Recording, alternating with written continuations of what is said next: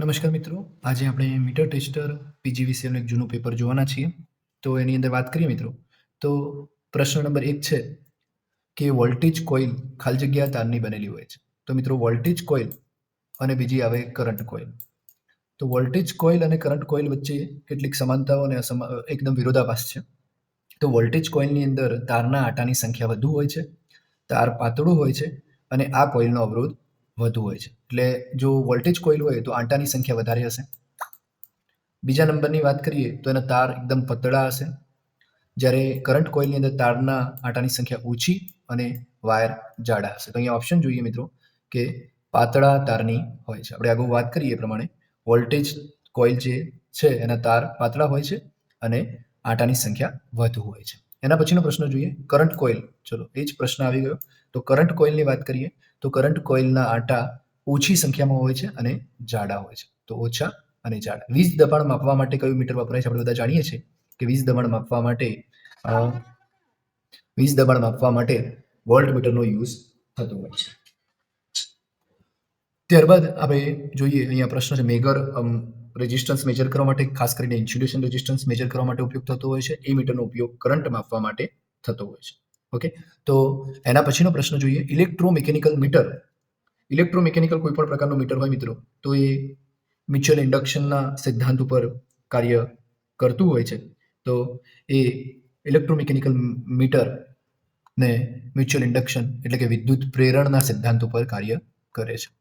વીજ પ્રવાહ માપવા મીટરની રેન્જ વધારવા માટે કયું ઇન્સ્ટ્રુમેન્ટનો ઉપયોગ થાય છે? તો કોઈ પણ એ મીટર હોય એનો જો વીજ પ્રવાહ વધારવો મતલબ 5 એમ્પિયરની કેપેસિટીનું હોય અને એને 50 એમ્પિયર સુધી વાપરવું હોય તો એના પેરેલલમાં સમાંતરમાં આપણે એક શન્ટનો ઉપયોગ કરતા હોઈએ છીએ, અવરોધનો ઉપયોગ કરતા હોઈએ છીએ. તો એ રીતે એની રેન્જ વધારી શકાય છે.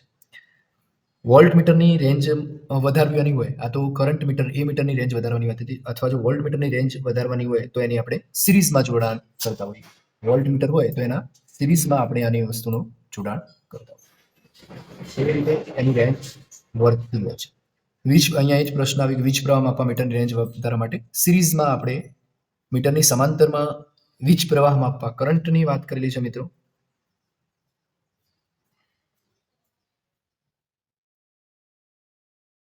તો અહીંયા ઓપ્શન આઈ થિંક ખોટા છે. અહીંયા આ આન્સર નહીં આવે.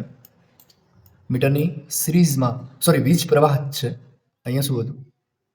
અહીંયા પણ વીજ પ્રવાહ. એકનો એક પ્રશ્ન 2 વખત આવી ગયો છે. ઓકે, હું વોલ્ટેજ સમજ્યો એટલા માટે મેં તમને વીજ પ્રવાહ માપવા માટે મીટરની રેન્જ મીટરની સમાંતરમાં જ યુઝ થતું હોય છે. ઓકે, તો આ જવાબ સાચો છે. ઓકે ઓકે, આ જવાબ સાચો આવશે. એના પછીનો પ્રશ્ન જોઈએ એ મીટર સાધનની કે લાઇનની ખાલી જગ્યામાં લગાવવામાં આવે છે. તો મિત્રો આપણે એ મીટરનો આપણે ઉપયોગ જાણીએ છીએ કે એ મીટર હંમેશા શેમાં લગાવવામાં આવે છે? તો સિરીઝમાં જોડાણ કરવામાં આવે છે, શ્રેણીમાં જોડાણ કરવામાં આવે છે. જ્યારે વોલ્ટ મીટર હોય તો સમાંતર અથવા પેરેલલમાં જોડાણ કરવામાં આવે છે. કેવીએચ અને કેડબ્લ્યુએચ વચ્ચે શું સંબંધ છે? તો મિત્રો અહીંયા પ્રશ્ન છે તો કેવીએચ અને કેડબ્લ્યુએચ નું રિલેશન આપણે એસ્ટાબ્લિશ કરવું હોય તો કેવી રીતે કરી શકીએ? તો આપણે જાણીએ છીએ કે આ પ્રકારનો ત્રિકોણ અવેલેબલ હોય છે, કાટકોણ ત્રિકોણ. હવે અહીંયા ટોટલ પાવર હોય S, apparent power, P active power અને Q રિએક્ટિવ પાવર હોય છે. અહીંયા સરવાળો જોઈએ તો S સ્ક્વેર બરાબર કાટકોણ ત્રિકોણના નિયમ પ્રમાણે S સ્ક્વેર બરાબર P square plus Q square એવું થતું હોય છે. તો S સ્ક્વેર એટલે KVA H સ્ક્વેર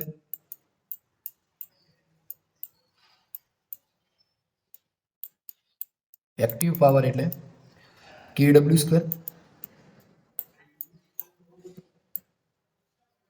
અને Q બરાબર રિએક્ટિવ પાવર એટલે KVA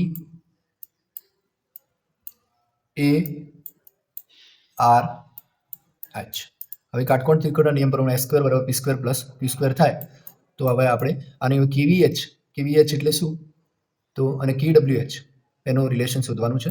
KVH અને KWH નું રિલેશન આપણે આના પરથી એસ્ટાબ્લિશ કરવાનું રહેશે. તો KVAH સ્ક્વેર બરાબર KWH square plus KVARH square થતો હોય છે.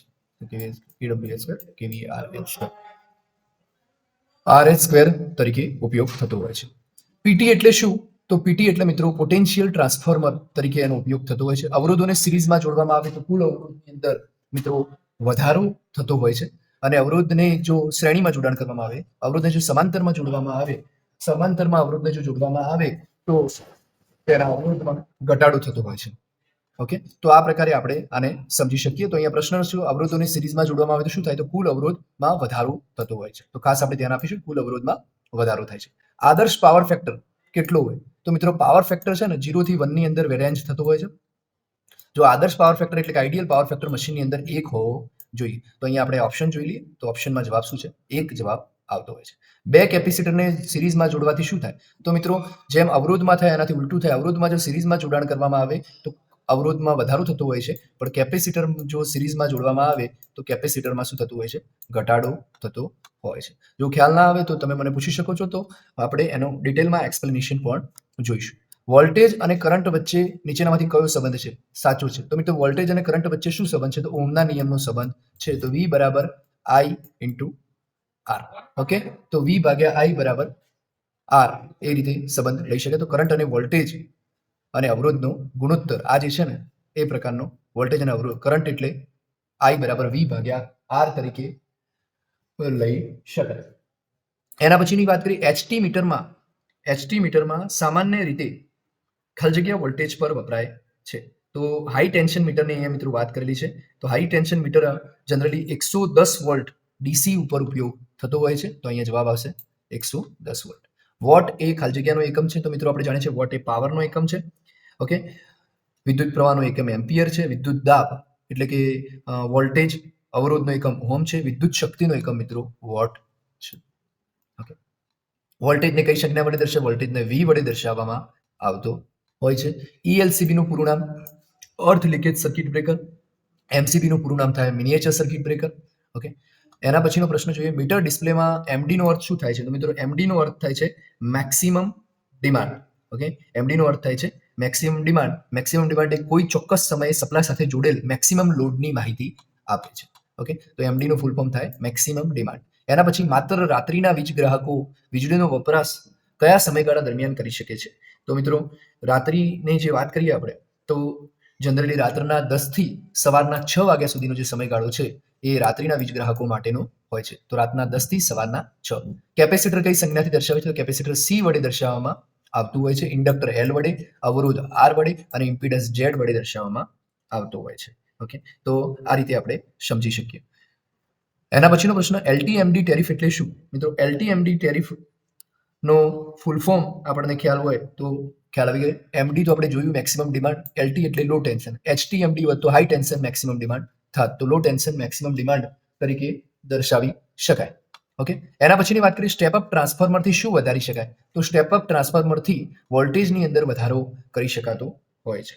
તો ખાસ આપણે ધ્યાન આપીશું, ટ્રાન્સફોર્મરની અંદર સ્ટેપ અપ વોલ્ટેજ વધારી શકાય અને કરંટ ઘટાડી શકાય છે. ટ્રાન્સફોર્મરમાં જે ફ્લક્સ હોય છે એ કોન્સ્ટન્ટ રહેતું હોય છે. આ ફ્લક્સ જે છે ટ્રાન્સફોર્મરની અંદર કોન્સ્ટન્ટ રહે છે. ફ્રીક્વન્સી પણ કોન્સ્ટન્ટ રહે છે. ઇવન પાવર પણ કોન્સ્ટન્ટ રહે છે. RSS મીટર શું છે.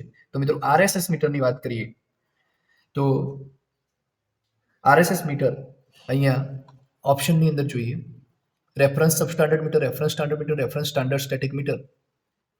RSS મીટર આમાંથી એક પણ નથી. રેફરન્સ સ્ટાન્ડર્ડ સબ મીટર તરીકે ઓળખવામાં આવતું હોય છે. ઓકે, તો અહીંયા એવો સાચો જવાબ કોઈ પણ આપેલું નથી, એટલે આપણે નેક્સ્ટ ક્વેશ્ચન ઉપર જઈશું. વાયરિંગ માટે વપરાતા પાઇપની લંબાઈ કેટલી હોય છે. તો વાયરિંગ માટે અલગ અલગ લંબાઈની પાઇપ વપરાતી હોય. જનરલી 40 વ્યાસ 40 mm અને લંબાઈ 2500 mm આસપાસની હોય છે. ઓકે, તો સ્ટેટિક સવાલ હતા, 10 થી 60 મીટર મહત્તમ કેટલા વીજ પ્રવાહ માટે વાપરી શકાય. તો પ્રશ્ન થોડો કોમ્પ્લેક્સ જ છે કે આમાં જવાબ શું આવે એ નક્કી કરી શકાય એવું નથી, પણ આપણે આન્સર આની અંદર મેં પેપરમાં ચેક કરેલું તો 60 મીટર એવું આન્સર આપેલો છે.